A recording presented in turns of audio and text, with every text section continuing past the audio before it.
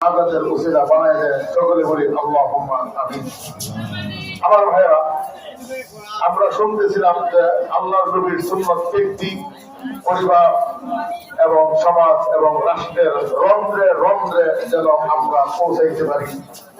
আমার ভাইরা, আল্লাহর নবী মুহাম্মদ রাসূলুল্লাহ সাল্লাল্লাহু আলাইহি ওয়াসাল্লাম 13 বছর মক্কায় ছিলেন।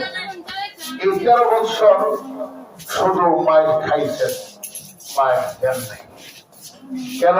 মায়ের দেওয়ার অনুমতি পান নাই। 13 বছর পর যখন হিজরত করলেন, মদিনাতুল মুনাওয়ারায় গেলেন, মদিনাতুল মুনাওয়ারায় যাওয়ার পরে উনি অটোমেটিক মদিনার সরকার প্রধান হয়ে গেলেন। কি হইলেন? সরকার প্রধান। এই সরকার প্রধান হওয়ার কথা ছিল আব্দুল্লাহ বিন উবাই ইবনে সালুল।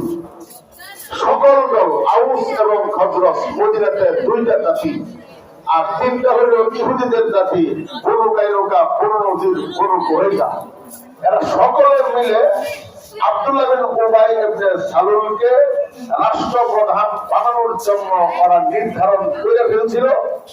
কিন্তু আল্লাহর নবী মুহাম্মদ রাসূলুল্লাহ সাল্লাল্লাহু আলাইহি ওয়াসাল্লাম মদিনাতে হিজরত করার পর রাষ্ট্রপ্রধান কে?